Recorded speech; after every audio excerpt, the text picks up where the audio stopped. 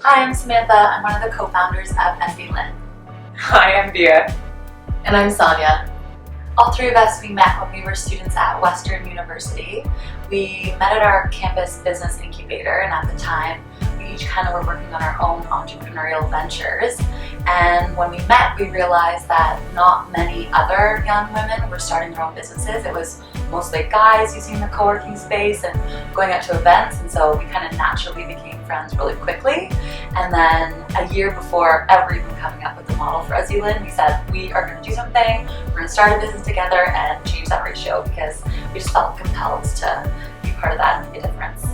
Yeah. So in the summer of 2014, we all got together and decided to create the model for Ezzy Lynn. We all have a passion for fashion. We definitely think we are fashionable ourselves, and we also love the movement of social enterprise. Are you making fun of me? As we're sweaters. Anyways, we like to think we're fashionable, and we really like this movement of social enterprise, and so we knew we wanted it to be a social enterprise as well. And we absolutely love the work that the World Wildlife Fund does. We're all animal lovers and support animals in different ways, and so the WWF was just a perfect fit for our business. So what Ezzy Lynn is we're a social enterprise that saves animals through the World Wildlife Fund. I feel like I'm repeating myself again. All of our products are handcrafted in Canada. Each one represents an animal that's endangered, and 10% of every sale is used to donate that animal through the WWF species adoption. We don't donate the animals. We adopt them. We adopt the animals through the World Wildlife Fund. Yes, exactly. Yes. Cool. Exactly. I'm done. Maybe. I think what's sort of stemmed from Sonia's answer, it was very strategic. I think there was the love there, but as any entrepreneurial decision, we were very strategic, and we sort of reached out and used social media and our links and our networks to really find someone. It sounds like a bold, big goal. I want to be partner with a gigantic organization, and I'm a startup. So we really did our research and sort of did our homework to figure out what programs we can associate with. They did do a lot of partnerships with other large corporations, which to some entrepreneurs is a little bit scary at first. Is like, are they even going to pay attention? So I think we kind of put our heads together and came up with a plan and really went to them wanting to do something unique. And the unique thing that we chose is the animal adoption. So we do a symbolic, and we're the only company that partners with them in that. And it allowed us to really quantify our impact without being the size of, I don't know, Coca-Cola or something really big. So yeah, I think and you guys can add to this, but I think we've been very, very fortunate. They've been really supportive, and I think they've seen our growth, and I think that there's something to be said for sort of doing what you say you're going to do. And we started by really promoting them. And I think it goes a long way, sort of talking about transparency, when we can share openly that we are partner with them, and they allowed us that back. So I think we've been very lucky that way, that from a very early stage they provide us with marketing materials. They allowed us to use their name, which goes a really long way when we're trying to communicate that transparency to the customer. I think that now we've reached some pretty awesome milestones, and we were featured on their blog not too long ago. We're now on their holiday gift guide. We're gonna be doing some cooler things in the future. So I think we've really been. Was on our Snapchat last night. Yeah, the studio was on the Snapchat. So I think that there's small milestones and big milestones, but I think they finally sort of come back to the table, and it's been more of a. Okay, so how we actually started and took that leap is we met, we were friends, we said we wanted to do something together, but the time wasn't ready. We were each kind of just starting off our careers, new grads. You were working for RBC, I was working for another fashion startup, Sonia was working for this big tech company, and so we were kind of just starting off our careers, and entrepreneurship didn't make sense. But then I was ready. I was not happy in my corporate job, honestly. I was working a 9 to 5, and I had that entrepreneurial kind of bug from working in the space prior to that, and so I was ready to quit my job and basically rallied the girls. And after a couple nights of drinking wine and having girl talk, we figured out that we were going to combine our shared passions, which I think Sonia talked about them: animals, social entrepreneurship, and fashion. And then how it really started from that was we needed a product, and we had no idea how to sew. I think the Because first fashion's so daunting. It's like we're gonna start a fashion brand. It's like, oh, Where do daunting. you start? I did marketing, you took math. Yeah, I'm a mathematician. I You're in studied philosophy, Yeah. so. So we had no fashion technical skills whatsoever, and so I think Sonia's grandma was the first one to really hook us up. She gave us a really dope sewing machine. Yeah. I got one from mine too, and then we literally YouTubed how to sew and figured that scrunchies were a fashion trend that was kind of coming back. We saw they're popular in the UK and Europe, and kind of saw it coming towards North America. So we And this was before anyone really wore scrunchies. I mean, I guess we all have pretty long hair, so we wore them.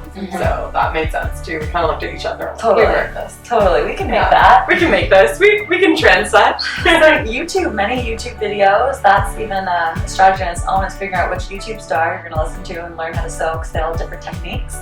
And we just started sewing through YouTube videos and made our first several scrunchies. A lot of them were awful. We butchered a bunch of them to like glue them Sorry for shut. those of you who have them. Yeah, it was last minute, and we launched with our first music festival was in Wasaga Beach. It was Electric Elements in May long weekend 2014. And last minute, we just got permission to show up, have an area of pavement on the ground. We brought our little like coffee tables and had scrunchies on Yeah, the recyclable beer bottles that the scrunchies went on. Yeah, total Makeshift. Yeah. But we went and we sold out. We sold all of our scrunchies, and that was kind of a moment for us. We really wanted to see that people cared to pay a premium price. We were going to sell our scrunchies for more than you can buy them at the dollar store. So will people pay the price point we need for it to make sense? How much do they care about animals? Yeah. So we chose to fund that at a music festival, and it worked. And so we drove back, and on the car ride home, reminiscing, we're like, we have a business. And then the kind of just installed, just kept snowballing from there. That's amazing. That's so cool. I love that. And I think it's truly, I think it was a test more on you talk about knowing when we knew we had a business, or how do you sort of know that this is a viable thing. I think that was like taking thoughts and idea over wine to true customer research. Like a lot of businesses will pay a lot of money for and survey a bunch of people. We just took our stuff to a festival and figured out, did they buy it, did they not, and when they bought it, we were like, okay, this is valid, there's demand out there. So I think it's truly how we prove the concept on a very lean way. That's amazing. Pavement doesn't cost a lot. I think that after the festival, I think that there was a conversation of looking at it and saying, okay, we sold the raw materials that we invested, we made the money back. If we're gonna really try to do this, we looked at our festival lineup, and there's like a lot of opportunities. So we realized we needed to sort of front some money up front. So the good old sweat equity, we talked about each putting some money in. We scraped our bank accounts and made the bold decision that even though without a corporate job, we were going to put money in there. I think that was sort of really made it real when you put your own money and you ask your parents to fund you the money, and then you go and then you really have everything at stake at that next festival. So we went to a few festivals. A few of them were not as successful, which I think is always a good thing to happen in the very beginning. It allows you to sort of learn from your failures, realize and reassess. So we'd come up with different strategies. We would send some pretty girls into the crowd, or we would do other things. But I think it really allowed us through the summer to bootstrap our business. It allowed us to keep all the profits that we made in every festival and sort of reinvest into making more product, changing things that we thought it was changed. In the beginning, our products weren't really branded, so that was a big milestone for us, amongst other things. But yeah. From the get-go, our mission was always to have an impact. Business doesn't always have to be about, how much money we can Only about how much profitability the company's making. For us, it's like the more money we make, the bigger impact we can have. Those two go hand in hand, and they're weighted equally. So on top of the profits that we make, we also have the social mission that we value as well. And we, from surveys that we've done with our customers, know that they value that as well. So I think the socially conscious consumer is growing, especially with the younger demographic. And so to be able to capitalize on that in a way, and feel good about the work that you're doing, is awesome. I think it's just like, it's how, when I think of what we do, is it's installed within how we think. So every decision we make of whether that is profits or how we're spending the money that we either injected into the business or made the month before, we could cut corners. Anyone could. And I think that what Sonia sort of brought out is that it's in our DNA, sort of how we make decisions. It's our litmus test of being, is this the right thing for what we're really trying to accomplish here? We're trying to bring awareness to wildlife conservation, and we're really trying to show to the consumer that you can have something fashionable, but it doesn't need to come at the cost of child labor or whatever that cutting corner of the week or the month is. And that's something we truly value. So it makes the whole money at the end of the month not feel like it should belong to me. It makes it sense of purpose, and it allows us to think a lot more clearly about how the money gets reinvested, or how we even look at the money. Yay! This is just us celebrating orders. Amazing. Oh, fun! Yeah, we got these notices from the POS system. It's pretty exciting. So at Ezzy Lynn, we kind of decided early on that we wanted to prove that you could be a socially responsible company and still make money, because there's so many haters out there that question it. Even my dad, who may or may not see this video, he's like, why are you donating your money right away? Wait till you're a successful company and then you can make even more of an impact. And I was like, Dad, the animals can't wait. They're in danger now. And so many people just don't get it, and it's frustrating, but you just have to keep doing you and believe in what you're doing. So we just try to stay really focused and be confident in what our model is doing, and just try to kind of ignore those haters and just shake them off and just keep doing our thing. And so our goal is to be socially conscious from inception to delivery. So from the moment we have an idea for a product to the time it actually makes it to our customer and it's in their hands, we want to make sure we're being as socially responsible at all those touch points. So a couple of ways that we do that is, for our scrunchies, we have two different collections. We have our classics and we have our premium vintage. Now the classic scrunchies, we use only vegan materials. So it would be quite ironic if we had actual leather scrunchies or use real wool or silk. I mean, you're kind of just making up for that offset. So we're conscious that was a no-brainer. We're going to use vegan textiles, obviously, is kind of what we said to each other.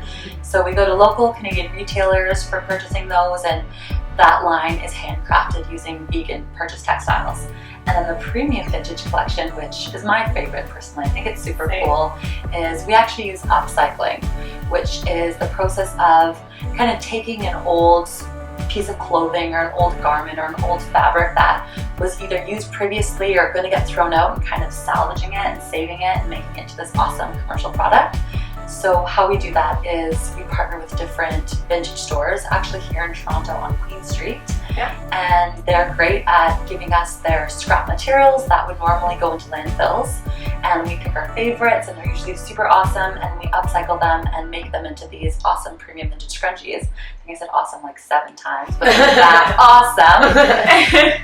And what's great about them, also awesome, is that they are unique. We only have maybe 4 or 5 of every style, so it makes it more administrative for us to sell on our website. We're constantly thinking, wow, that takes us a lot of time for us to, market that product and only sell 4, and we kind of debated whether that makes sense from scalability, but our customers love it, and we love it so much that we're willing to spend that extra time, even though it's only going to have 4 or 5 scrunchies. So that's how we actually source our materials, and a big part of our social responsibility. The next aspect would be our manufacturing process. So we get everything done here in Canada, in Ontario, London specifically. We have different seamstresses that help us handcraft them.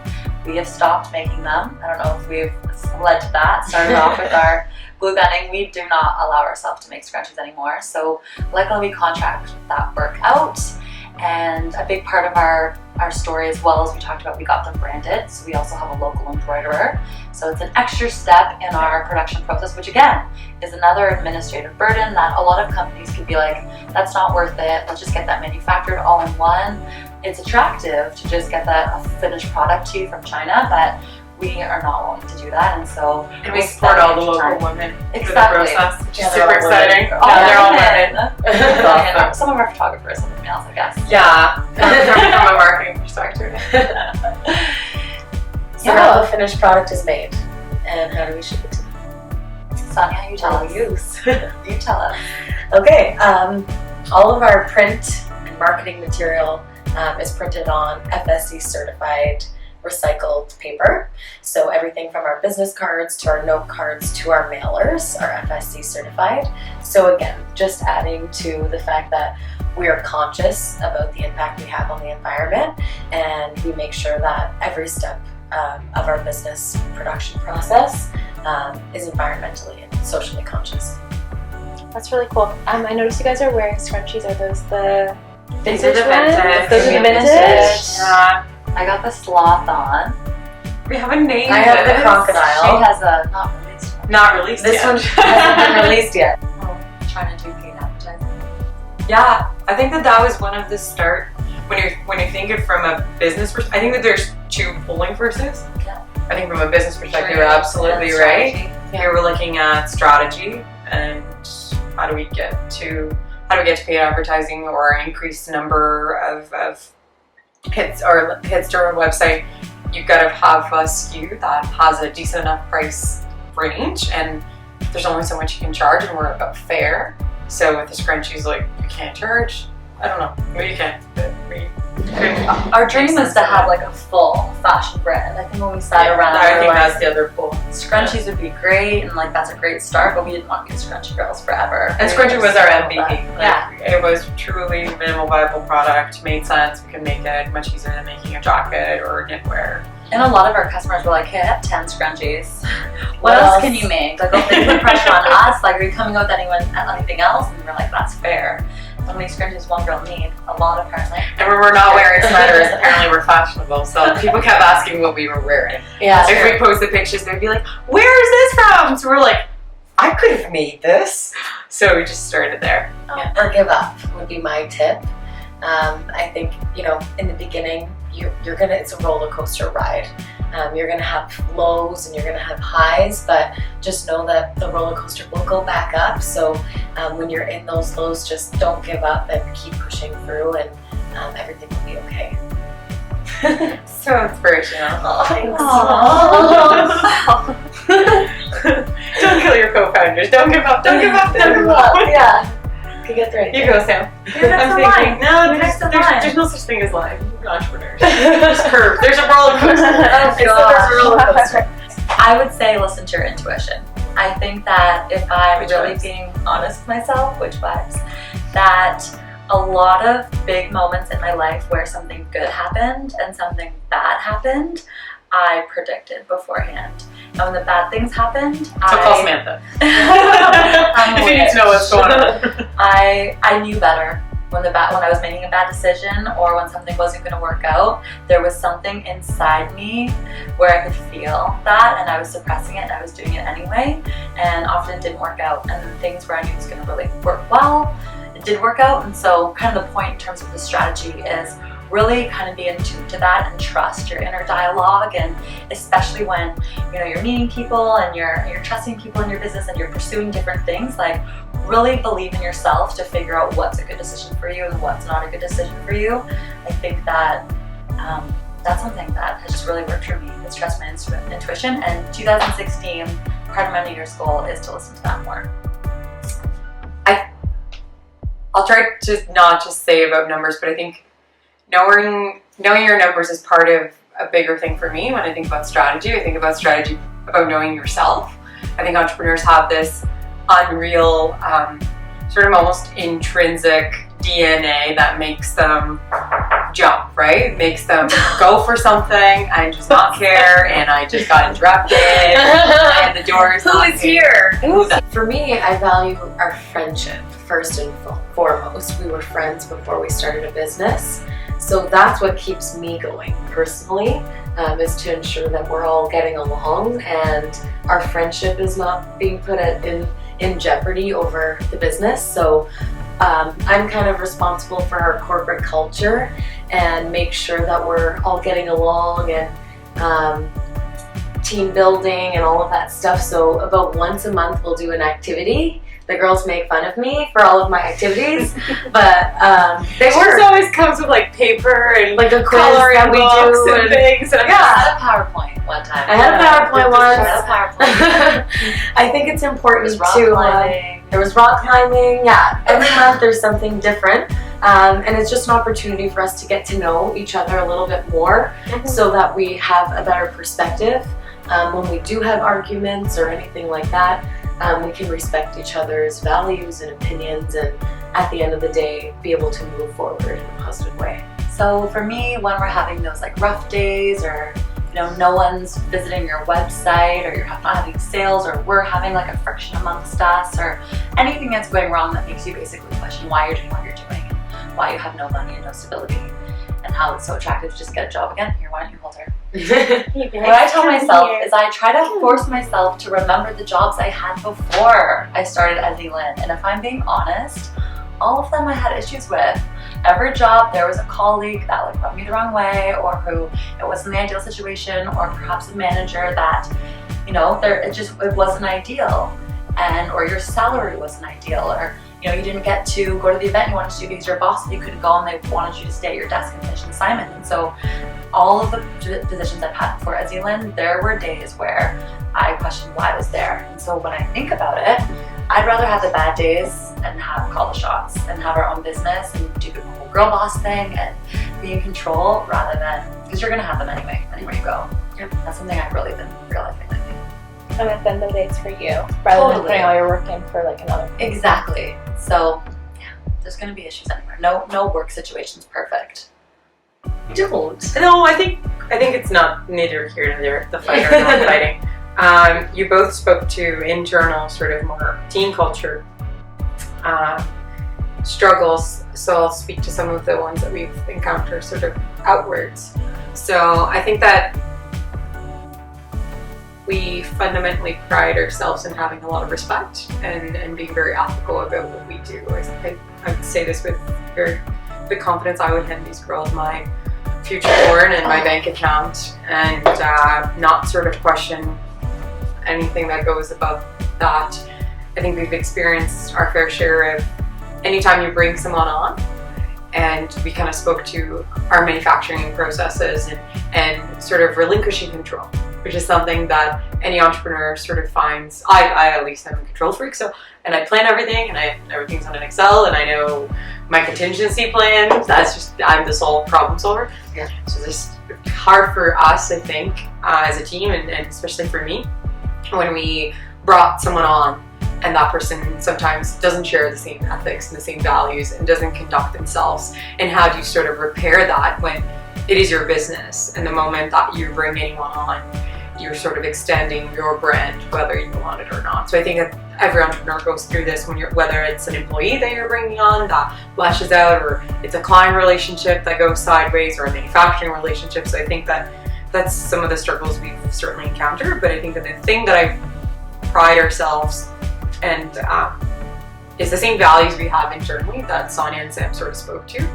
How, in the end of the day, there is utmost respect and an attempt to understand perspective and where that other person came from. I think we've carried ourselves, even though we might not behave or agree with how someone else that we've entrusted in our business has conducted themselves. We've sort of always taken the moral high road and pay them whatever they were owed, or behaved in a way that we could easily look back and not have a shame, just and say, yeah, we did that. That's what we did, and unfortunately didn't work, but that's how we did it and why we did it. So I think fundamentally going back to your values, your gut, or respect in the culture is something that I'm very proud that has allowed us to carry us through any struggle, if I really look back. We try to do as many things in our business as we can together, and we think that when we kind of all share opinion on something, that's really when something can be the best as it can be. Not all my ideas are great, and I'm sure you guys feel the same way. Yeah. That the idea when all of us come together, it's really the best. So we try our best to do things together, but for the most part, we kind of compartmentalize some of our aspects of our business. So I take the lead on more of the marketing and operations, be it as finance, the tech, and a lot of our production. Sonia's doing a lot of our HR and does all of our creative, and so we work independently in that way. And how we kind of just keep each other on the same page and accountable is once a week, every Monday at 7 a.m. These two, they meet for breakfast and they like FaceTime me in, and we have an hour and a half meeting, kind of set up the week of just making sure we're all on the same page of what we're accomplishing that week, and do you need anything from me? Did you reflect, like, is there something I'm waiting on from me? And just kind of make those decisions really quickly. I think that works. Yeah. And then once a month we have a hustle, we call it. Which is tomorrow. Tomorrow. Our monthly hustles, we love them, and that's a big day. Those are 8-hour days, so we try really hard not to go the night before. Yeah. And we meet for like 8 hours, and we go through every aspect of our business. So our brand ambassador program, our production, our accounting, our social media, and just what worked last month. Yeah, it's an opportunity to sort of didn't, re-strategize and keep change. a pulse check, because a business that's growing so quickly and changing. Even if your business isn't growing, if it's not growing, it should really change and pivot. So I think that it's an opportunity for us to all get on the same page there. And we also use technology. So I think we've used WhatsApp, and we've compartmentalized, even in WhatsApp, we have like an Instagram WhatsApp group that it's where we commonly share our posts and talk about social media related things. And then we have if something needs to get done immediately, we have a communication channel that it's not an email, that people will send messages to each other, and we know that if either of them send me a message on that specific group, I need to attend to something immediately, whether that's PR related or a client issue or a production. So we kind of Technology, yeah. sense of urgency and systems. As boring as it sounds, systems and processes, love them. Yeah. And we now all have them. So yeah. Slowly. I'm super impressed. That's really cool that you guys have all those different systems and all those different channels. You're not just like, let's make 5 scrunchies and see what happens. Absolutely. Like, yeah. No, we have a production work trip. Yeah, we got better. Yeah, for sure. As I would advise anyone to, like, I wouldn't say go from 0 to 100 real quick. I would say, like, slowly adopt structure in your business, because you know what, the startup phase is honestly the most fun. When you're allowed to make mistakes and you're allowed to take But I risks. think we're still allowed to make mistakes. Well, right? it's like we're at the startup phase. Yeah, So for a year and a half, geez. I'm gonna milk the startup phase as long as I can. So yeah, I think this is the fun time where you're allowed to try new things and be creative, make mistakes and take risks and just kind of take calculated things. So enjoy that, but also be thinking of like growth and scalability and taking this more serious and more real, and that's what we try to find that sweet spot of as we continue to grow. Yeah, and your question started with what's the accountability, or how to keep each other accountable. I think that's fundamentally where people get confused, especially if you're in business with your friends or if you're in business for yourself. It's like, it's not because you're your own boss that you can just not do work or not put systems, because the rest of the world around you still revolves in the normal way, in a normal business, corporate 9-to-5 way. So you kind of have to, I think the fun will never end by owning your own business, whether that's startup phase. Startup phase is even better because you get to say, oh, it just started, it's okay. but I think fundamentally, it's where it boils down to. The accountability is not just who's boss, it's just how are you sort of holding yourself to the next goal, to the next step, and how you're going to be perceived by your client, by your supplier, or by anyone that you're really trying to build a relationship with. It shouldn't be any different. I was part of DECA in high school, which was a competitive business council, and we competed. I specifically entered the entrepreneurship written event and wrote a 30-page business plan with my best friend, and we won and got to travel to Dallas, Texas, and I attended different conferences and seminars all over the US, where I got to hear from some really great speakers and network with some really awesome business people.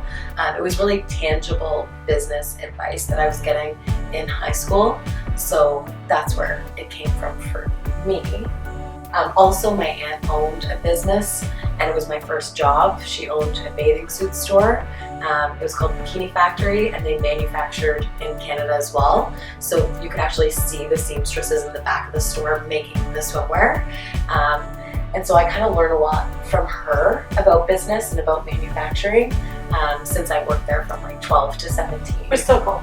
She's still gives support us system. advice. Yeah. Yeah, she was the first person I called to be like, this is our idea. do you think we can do it? And she was like, yes, you can. I was like, yeah, we can. Then we started a business. Yeah. Crazy. My learning for business. According to my mother, I had the entrepreneurial bug by the age of 5 because apparently I sold necklaces. I probably had some form of ADHD when I was a kid, non-diagnosed at the time. And my mother bought me beads when I was 5 and thought they would calm me down. And I would put them in and sit them there. So I did them all one night and apparently sold them all the next day. My mom walked into the principal's office because she got called. The principal's wearing this ugly necklace that I just made with the beads. And I looked at my mom and was like, I sold them all. I want more beads. Yeah. So I don't know if, I think that there's an innate natural ability that I would proudly say that I probably have a bit of that bug and my co-founders certainly do. And I've seen it shine through in bizarre different ways. But I went to school for finance and I did a master's in math. And I've started and been running businesses since I've sold 2 since I was 17. So I think that you kind of learn a bit from a technical perspective. And I think we also have a culture that I have internally, but the company has helped foster of mentorship. So I think that always sort of back to one of my philosophies of being self-aware, I always knew that I needed to surround myself with people that are smarter than me and knew stuff that I don't know.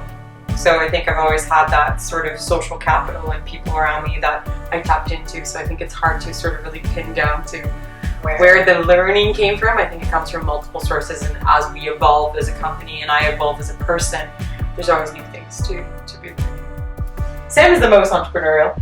Family. Yeah, family. I would say that would be my biggest thing. I'm a 5th generation entrepreneur, and so my mom and my dad, when I was growing up, had their own business. My grandparents did, their grandparents did, and I mean, like the great-great-great-grandma was like owning a store in her neighborhood, but I think that counts. At that time? Right? Yeah. So I grew up with that. I didn't really set in that my parents were entrepreneurs. That just seemed normal, like they had their own business, that was their job, until I got involved in entrepreneurship at Western and studied business there, and then realized what an entrepreneur was, and I was like, oh, I'm a 5th generation entrepreneur. And then, yeah, it's like, so everything I learned, I would say, from my parents, at least getting the idea of having that attitude towards just like hard work and prioritizing your career, prioritizing business in terms of your life satisfaction, in terms of just how you run your life. Like I grew up in that environment. It was never just a 9 to 5. I'll see you at 5. It was kind of you're always on. And so I don't know. The girls say I'm always on. Yep. They don't say it in a 100%. nice way. Yeah. But maybe that's where I get it from. I guess I grew up in that environment. It's pretty awesome though. Huge asset to have. No, that's not what I was thinking. Okay. I have those things too. But I think that the one thing I've learned to accept, personality-wise or being an entrepreneur, is that change is sort of the only constant in my life. So I've just sort of accepted that, yes, change is coming. Change is just always going to be there, and sort of as long as you can embrace it and be self-aware and pick up the lessons along the way, I think that that's sort of my recipe for success, or at least purpose and happiness along the way. Yeah. I think for me, it's about finding what your passion is. I think passion and energy are connected, and in order to be successful in something, you have to put a lot of energy into it. So if the passion is not there, it's not going to be successful for you. So I think just reflecting on it, asking yourself, is that something you're really passionate about? If so, then go for it. Where I find my happiness personally is with my dog. She motivates me every day. She's so cute. She gives me constant love. And I just like spending time with her, and that's kind of what refuels me, recharges me. That's awesome. Refueling, recharging. Work too much. She does. I think that work Maybe actually, yes. I think work, it is my yes. I think it's the understanding that maybe the concept of workaholic is a word that is, I find that people use with a negative connotation. Like, if you really love what you're doing, like, let me work. I'm happy. Fine. So I think that that's one of them. And I think that the other two for me would be working out. So I think it's just sort of that mind-body check for me, whether that takes form of going to the gym and deadlifting, or you're gonna go to yoga, or preferably you would be playing beach volleyball, in my opinion, but winter doesn't really let me do that very often. Or spending time with people you love. For me, being around people I love re-energizes me, whatever that form is. If love is babe, or the dog, or if love is you guys, or someone that I care about. Me? For me, I'm a big believer in karma. I'm all about what you put out to the world is going to come back to you. And so in times where, I can count more negative things going on in my life than positive, rather than just kind of let that defeat me and kind of just have that cycle where, I don't know if you can relate, but when one thing starts going wrong, like everything starts going wrong. And I feel like people do that to themselves. Like you're just focusing on the negatives. And so for me, I try to use that time to just start doing good. And so I'll text that friend I have not texted in a while who I know needs me, or I'll call my mom or my grandma, or like I'll pay a lot of attention with my cat, or just like try to just do little random acts of kindness that you forget to do when you're so busy and everything's going right, but they are so important for things to keep going right, I think. And that helps me to not get into like ruts and just like go further into negative, because things don't always go well. And so that's why I try to get them going right.